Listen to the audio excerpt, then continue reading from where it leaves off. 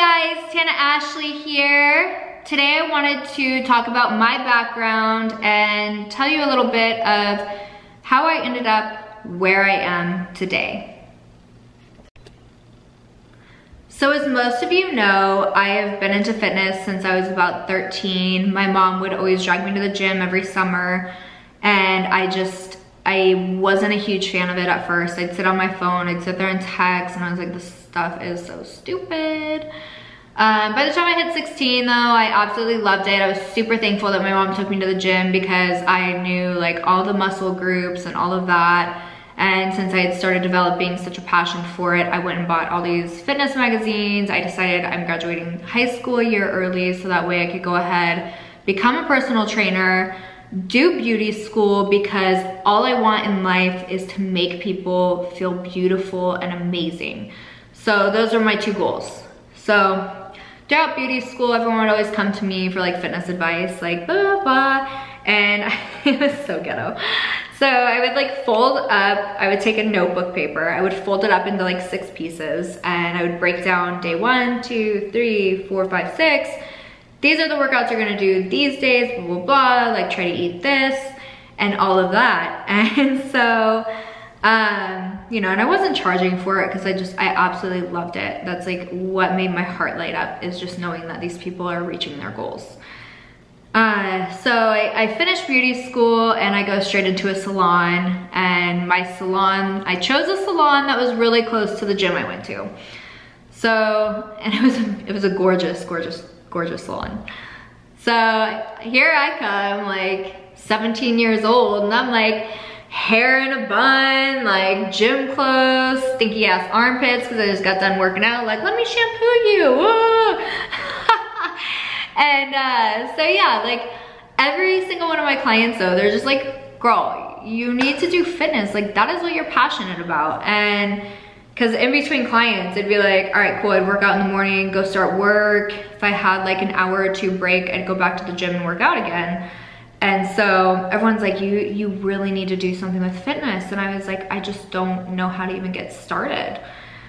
So, you know, let's fast forward about a year. And this is where my life got fucked up. So I'm 18, just turned 18, by the way. So yeah, I turned 18 in November. I meet this guy in December, and this is where my story gets a little dark, so that's your warning. So I meet this guy, and he's absolutely gorgeous.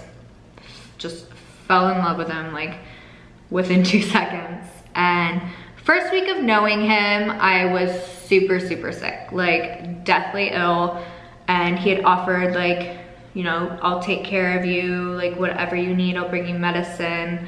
Because, you know, like when I graduated high school, my parents, being the most amazing parents that they absolutely are, had handed me a beautiful home, beautiful car, anything I needed. So, you know, I'm living by myself, and he's just like, whatever you need, I'm here for you. And I was just like, wow, like you don't find guys like that in Vegas, so this is awesome.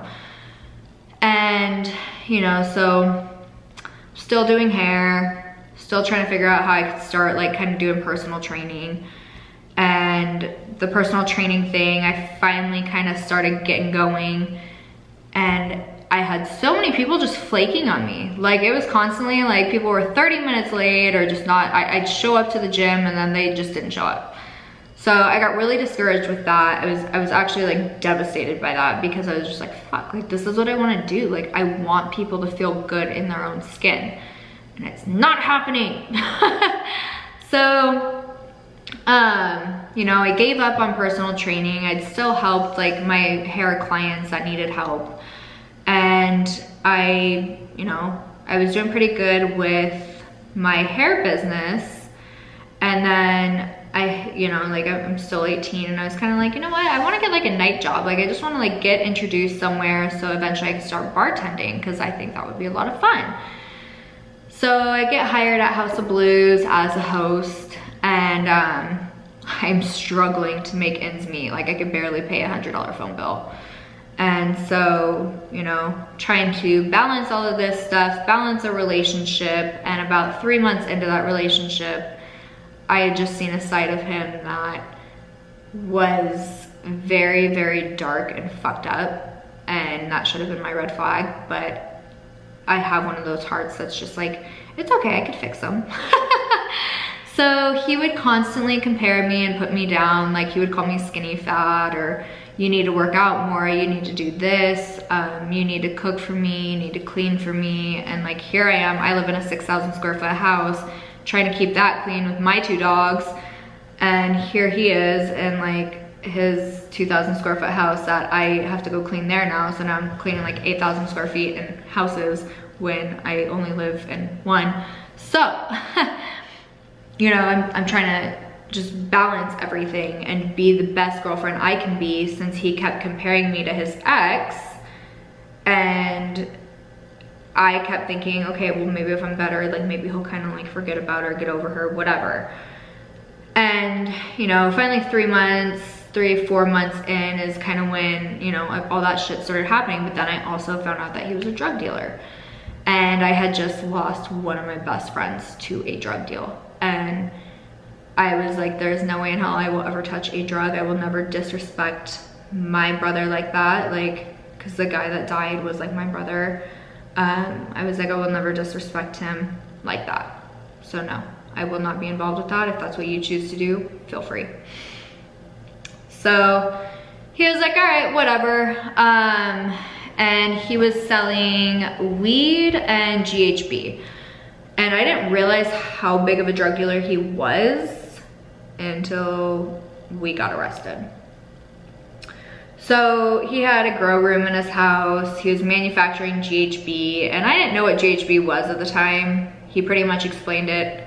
It's like alcohol, but instead of being made with sugar, it's made with salt, so you won't gain weight. And I was like, fuck it, that's fine, I'll drink that. So I'm drinking it every night before bed. And, you know, he just kept getting more and more fucked up towards me. And like, this is just, it's extremely hard to talk about. Like, I'm trying not to cry.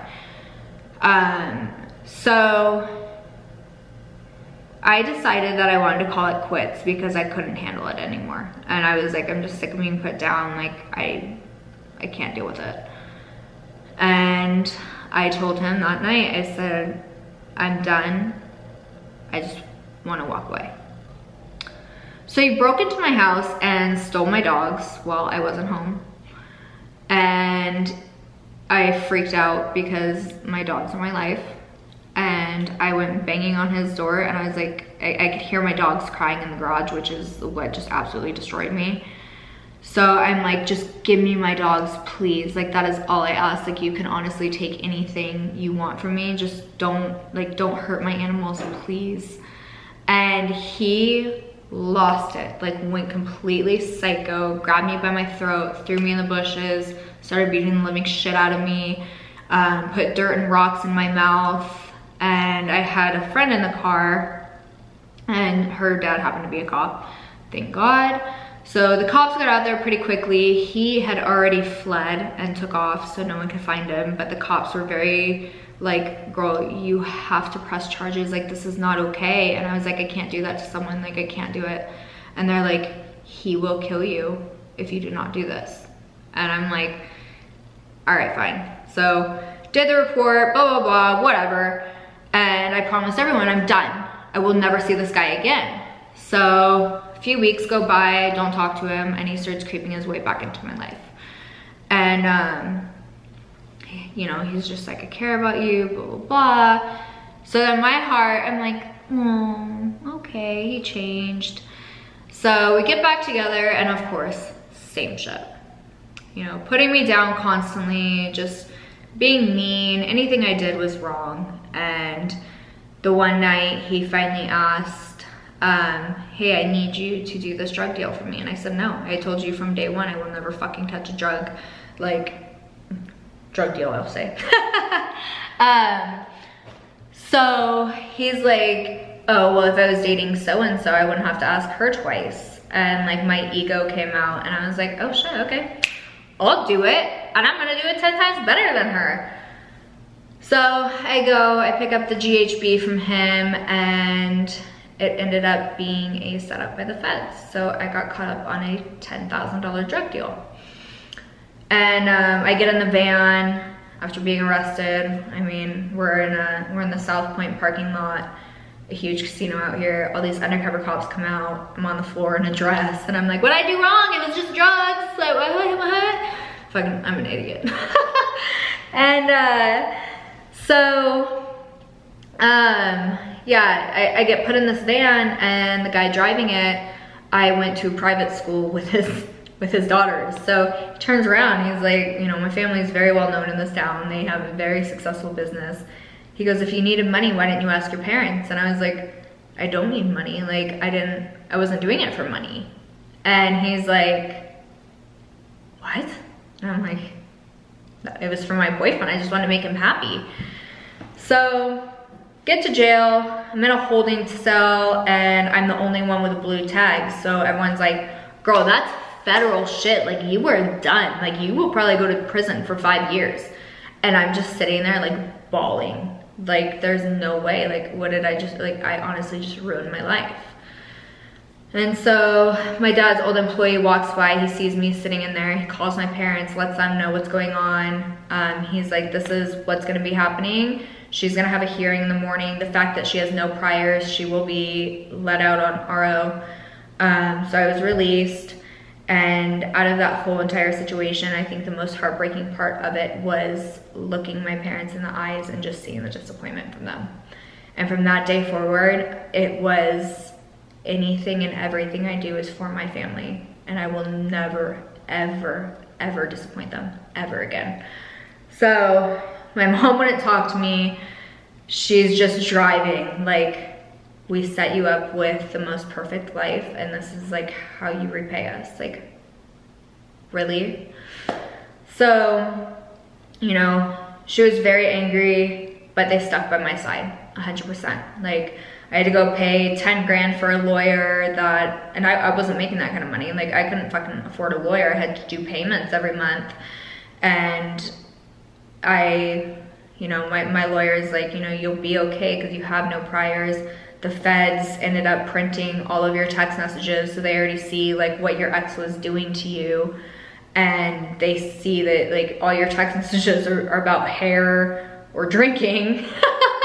So they know that you're not doing anything, so you're gonna be okay.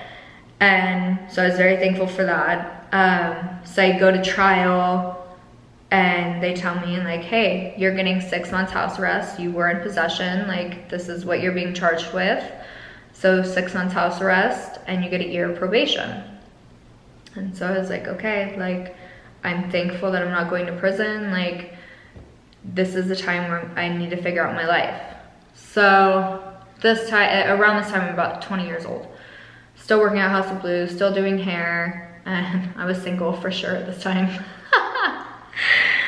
And so once all of that was done, all I could think about was my ex going to jail. Like, I was so worried about him, and I just wanted to make sure that he could get out of jail. So yeah, after all of our bullshit, it was still, my heart was, you know, I know his family needs him, I know his friends need him, and I still know he has a good heart somewhere in him. So I didn't want to disappoint him. So I was still like completely devastated, worried about him. And here I am, like, I should be worried about myself because I completely lost everything. I had to move back in with my parents, like, all this stuff. And so instead of focusing on me, I was still trying to focus on him. He ended up going to prison for 2 years. And when he got out, he started a rumor that I was an undercover cop. And these dumb motherfuckers actually believed it. I was an undercover cop on house arrest, you know, typical, totally normal, right? So these stupid fucks decide to put a hit on me. And, you know, my parents know everyone in this town, so they get wind of it, and they're like, big people are coming after Tana, like, she's fucked. And my ex ends up, like, finding out where I live, telling me he was gonna murder me. He started following me at the gym, and he would come up and just sit there and like look me dead in the eyes and be like, I'm gonna fucking kill you. I will kill you. And it like it fucked with my head really bad. I was constantly looking over my shoulder, but I was just like, you know what, whatever's meant to happen will happen. Like, whatever, I'm not gonna stress it. And he was on a drug deal and ended up shot in the back of the head. And at that point, most people would be like, oh, I bet you were jumping for joy. And I was like, no. I was like, I stayed in bed, I cried for 2 days. Because still to this day, like, I don't think he was a terrible person. I do think he had a good heart. I think he just got caught up in this lifestyle that is so hard to get out of because you don't know any other way of making money. And, you know, it was, God bless his soul. Like, I hope he's popping bottles with Tupac and Biggie in heaven. And, you know, I forgave him for everything. And I'm very thankful for him because, you know, I made the decision to go sell the drugs that night. It wasn't his fault. It was my brain. I did it. You know, there wasn't a gun to my head telling me I had to do it. So I let go of all the anger I had towards him. I grieved him and I'm at peace with him. But going through all of that, I finally hit 21 and I was excited as hell because I'm like, I'm gonna be a bartender. And yeah, couldn't do that because my ex and I made that decision to sell drugs. And so since I had a federal felony on my record, I couldn't get my sheriff's card. And they're sitting there telling me like, there's no way you're gonna get hired in a casino. You need your sheriff's card. You can't do that because you are a felon. And I'm like, what the fuck? Are you kidding me? Like, I haven't even had a speeding ticket since. Like, I've been out of trouble. Like, these people, like my probation officer even said I was a joke to watch because he knows I wasn't gonna do anything. And so it was such a frustrating process. And I just remember like, and I had just gotten back out on my own. So like, move out of mom and dad's, like I'm happy. And I'm like, I'm gonna be a bartender. And then they're like, no, you're not. So move back into mom and dad's. And I was like, I had to sit there and I'm like, what is my passion? What do I really, really want in life? And that's actually when Instagram started. And I was like constantly just posting my workouts. That's all I ever did. I'd post what I did that day, post what I ate, posted my progress. And I was just like, I wanted to give to anyone that was following me. It was just, I want you to learn fitness so that way you can be happy too and love your body.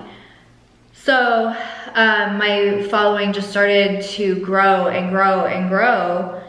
And all of a sudden I got sponsored by the first company I was ever sponsored with. And the owner of the company looks at me and he goes, you're a certified personal trainer.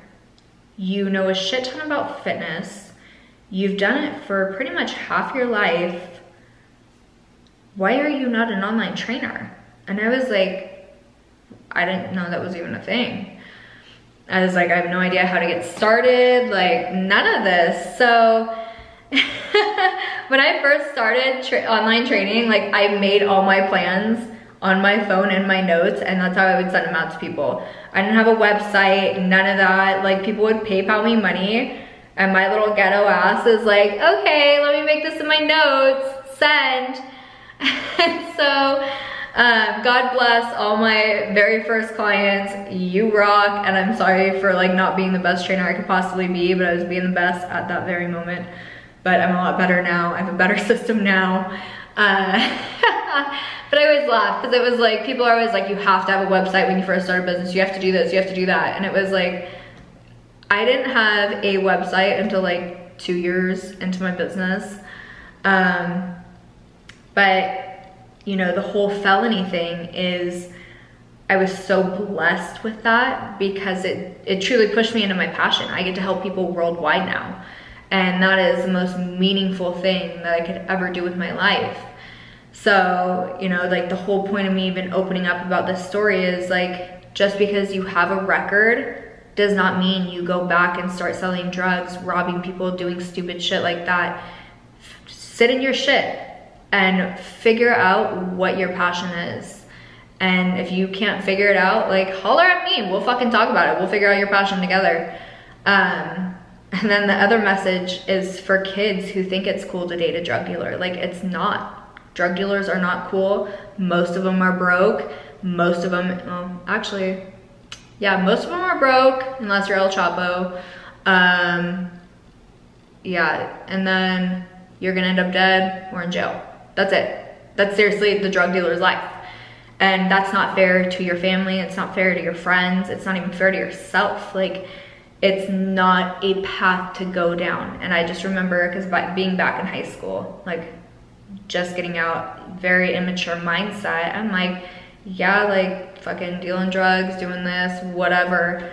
Thought it was cool, and it fucked up my life. It really did. I couldn't get hired anywhere, and I had to keep moving back in with my parents, lost absolutely everything. And, you know, thankfully I didn't go back down that path. Instead, I decided to reach down inside me and figure out what my passion is, and I ran with that. And thankfully that I actually went on the right path. Now I have 2 houses. I've had a very successful business for the past 5 years. I have one of my dream cars in the garage, and I have the most amazing, amazing relationship with my family and my friends. So life has just gotten so much better. It's like, you know, if you're miserable, you have to take a step back and, like, stop having a fucking pity party. You have to just follow your passion, and that's really it. And if your passion is selling drugs, get into the marijuana industry. That shit's all legal everywhere now, right?